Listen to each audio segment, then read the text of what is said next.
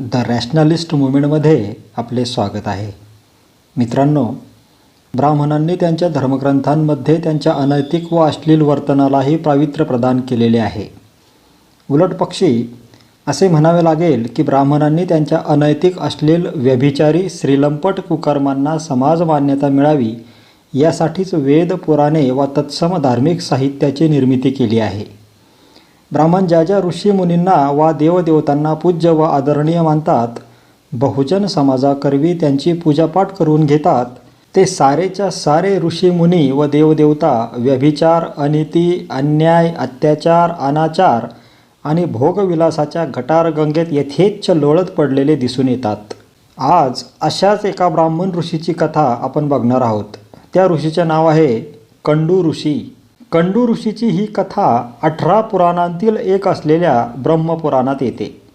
आजच्या या कथेसाठी मी गीता प्रेस गोरखपूर यांनी प्रकाशित केलेली ब्रह्मपुराणाची प्रत घेतलेली असून त्यात आलेली कथा जशीच्या तशी आपणासमोर वाचून दाखवत आहे.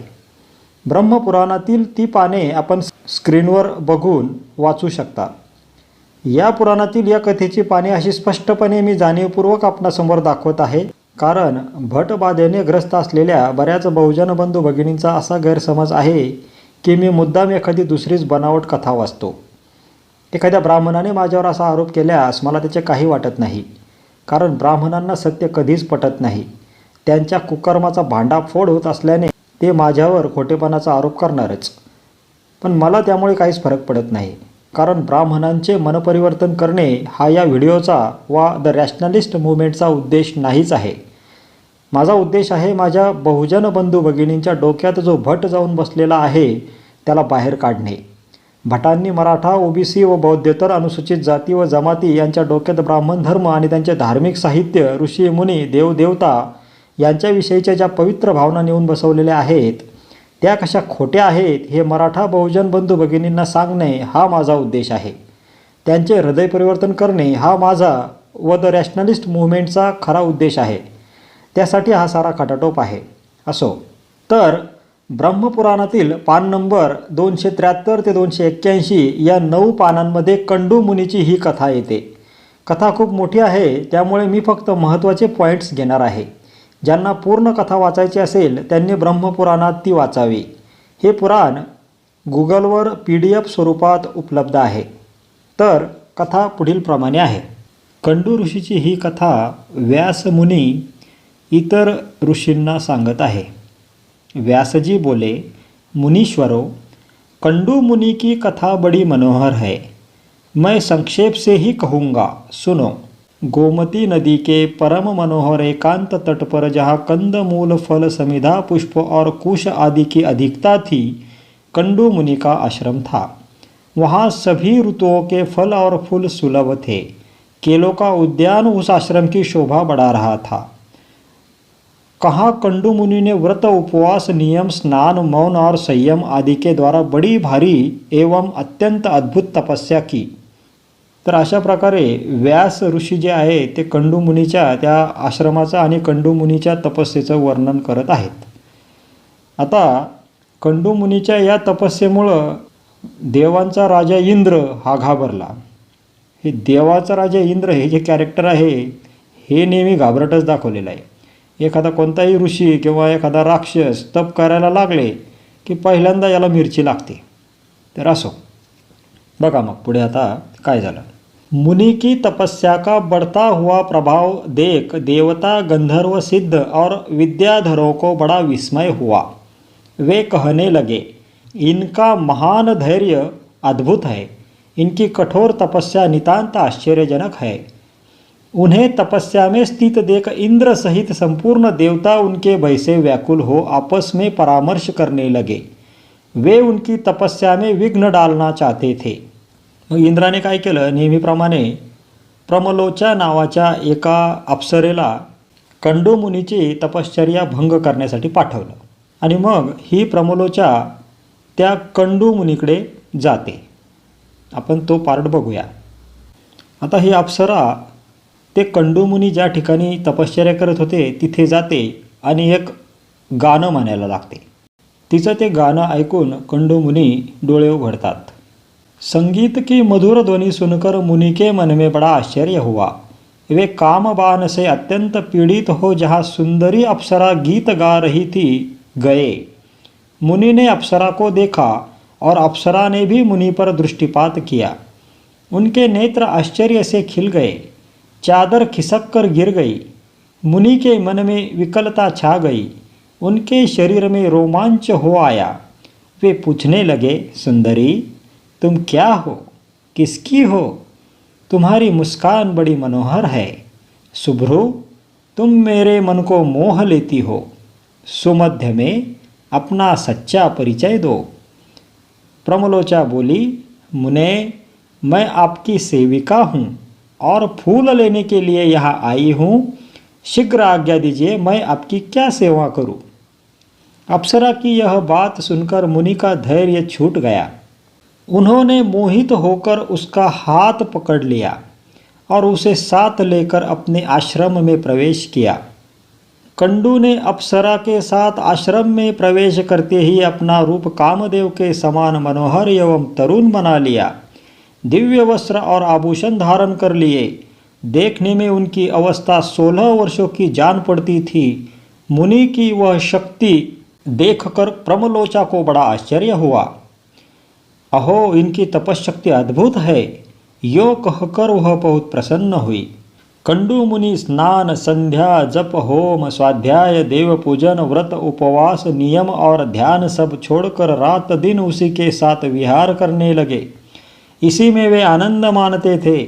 उनका हृदय कामदेव के वशीभूत हो गया था, अतः वे अपनी तपस्या की हानि नहीं समझ पाते थे। इस प्रकार कंडू मुनि उनके साथ सांसारिक विषया भोग में आसक्त हो 100 से कुछ अधिक वर्षों तक मंदराचल की गुफा में पड़े रहे। एक दिन प्रमलोचा ने महाभाग कंडू मुनि से कहा, ब्रह्मन अब मैं स्वर्ग में जाना चाहती हूँ, आप प्रसन्न होकर मुझे जाने की आज्ञा दे। मुनि का मन तो उसी में आसक्त हो रहा था। उसके इस प्रकार पूछने पर वे बोले, कल्याणी कुछ दिन और ठहरो। तब उसने पुनः 100 वर्षों से कुछ अधिक काल तक उन कंडू मुनि के साथ विषय भोगा।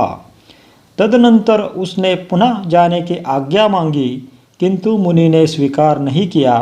अतः उसे लगभग 200 वर्षों तक और ठहरना पड़ा। वह जब जब उनसे देवलोक में जाने की आज्ञा मांगती, तब तब वे उसे यही उत्तर देते, कुछ दिन और ठहरो। प्रमलोचा एक तो मुनि के शाप से डरती थी, दूसरे उसमें दक्षिणा नायिका की स्वाभाविक उदारता थी, और तीसरे वह प्रणय भंग की पीड़ा को जानती थी, इसलिए मुनि को छोड़ न सकी। महर्षि काम भोग में आसक्त हो दिन रात उसके साथ रमन करते रहे, किंतु तृप्ती न हुई। उसके प्रति नित्य नूतन प्रेम बढ़ता गया। आता इथून पुढचा भाग काळजीपूर्वक ऐका। कंडू मुनी त्या अप्सरेसोबत किती वर्ष भोगविलास करत होता ते आता तुम्हाला इथे समजेल। एक दिन कंडू मुनि बड़ी उतावली के साथ आश्रम से बाहर जाने लगे। अप्सरा ने पूछा, कहाँ चले? मुनि ने उत्तर दिया, शुभे दिन बीत चला है, संध्योपासन कर लूँ, नहीं तो कर्म का लोप हो जाएगा। प्रमलोचा को बड़ी प्रसन्नता हुई। उसने हंसकर पूछा, सब धर्मों के ज्ञाता महात्मा जी, क्या आज ही आपका दिन बीता है? आपकी यह बात सुनकर किसको आश्चर्य न होगा? मुनि बोले, कल्याणी अभी प्रातःकाल ही तो तुम इस नदी के सुंदर तट पर आई हो। उसी समय मैंने तुम्हें देखा, परिचय पूछा और तुम मेरे साथ आश्रम में आई। अब वह दिन बीता है और यह संध्या का समय उपस्थित हुआ है, फिर यह परिहास किस लिए? सच्ची बात बताओ।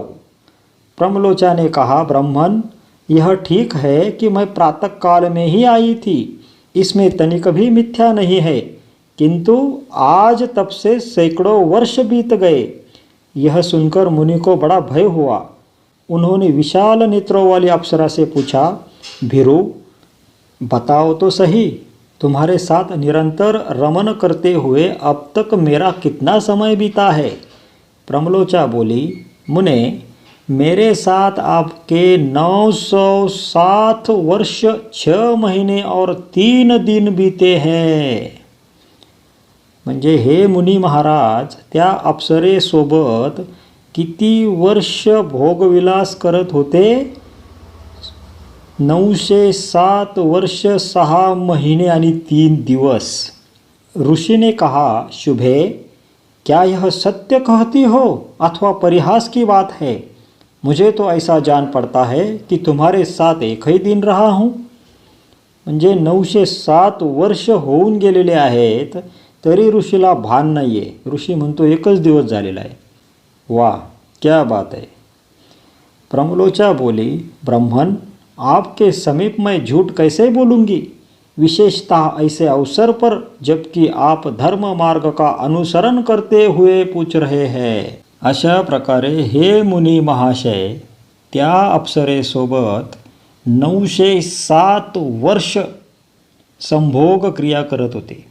आणि जेव्हा त्यांची कॅपॅसिटी संपली आणि त्यांना वास्तवतेचं भान आलं, मग मात्र ते त्या अप्सरेलाच दोष द्यायला लागले. अप्सरेला त्यांनी स्वर्गाला निघून जाण्यास सांगितले. त्यांचा तो क्रोध बघून ती अप्सरा भयाने थरथर कापायला लागली. तिच्या सर्वांगातून घाम निघायला लागला आणि ती हळूहळू आकाशमार्गाने निघाली. त्यावेळेला काय झालं ते बघा. इस प्रकार मुनिवर कंडू ने जब क्रोधपूर्वक अप्सरा को फटकारा तब वह कांपती हुई आश्रम से बाहर निकली और आकाश मार्ग से जाने लगी. उसके अंग अंग से पसीने की बूंदें निकल रही थी और वह वृक्षों के पल्लवों से उन्हें पोंछती जाती थी. ऋषि ने उसके उदर में जो गर्भ स्थापित किया था वह पसीने के रूप में ही बाहर निकल गया. बघा चमत्कार. बरं, 907 वर्ष भोगविलास करूनही या ऋषींना विष्णूच्या घरामध्ये डायरेक्ट प्रवेश होता. बघा पुढे. इधर महर्षि कंडू तपस्या क्षीण होने पर श्री विष्णु के निवास स्थान पुरुषोत्तम क्षेत्र को गए. वहाँ संपूर्ण देवताओं से सुशोभित श्रीहरि का दर्शन किया. तर अशा प्रकारे ही कथा आहे. या कथेतल्या 2 बाबी बघा. पहिली बाब म्हणजे स्वर्गात परत जात असताना अप्सरेला जो घाम आला त्यातूनच कंडू ऋषीने तिच्या गर्भात स्थापित केलेला गर्भ घामाच्या रूपात बाहेर पडला. आता मला सांगा, जगात असा कोणता प्राणी असेल की ज्याचा गर्भपात घामाद्वारे होत असेल? घाम आल्याने कुठे गर्भपात होत असतो का हो? म्हणजे या पुराण लेखन करणाऱ्या ब्राह्मणांना डोक्याचा भाग होता की नाही हा प्रश्न पडतोय. म्हणजे हे ब्राह्मण कशातून काय करतील त्याचा नियम नाही हेच खरं. रामायणात तर लिहिले आहे की मारुतीला आलेला घाम मगराने गिळला आणि त्यामुळे मगर प्रेग्नंट झाली आणि तिला मकरध्वज नावाचा मुलगा झाला जो मारुतीसारखा दिसत होता. आता लावा डोकं.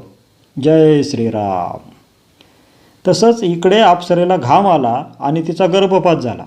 बरं, मला एक गोष्ट समजली नाही.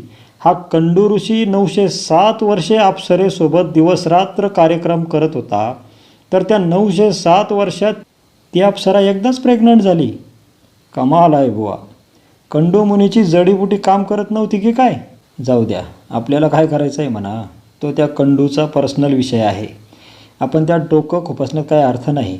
असो. या कंडू मुनीच्या कथेतील दुसरी बाब अशी की या मुनीची कॅपॅसिटी किती भयानक आहे.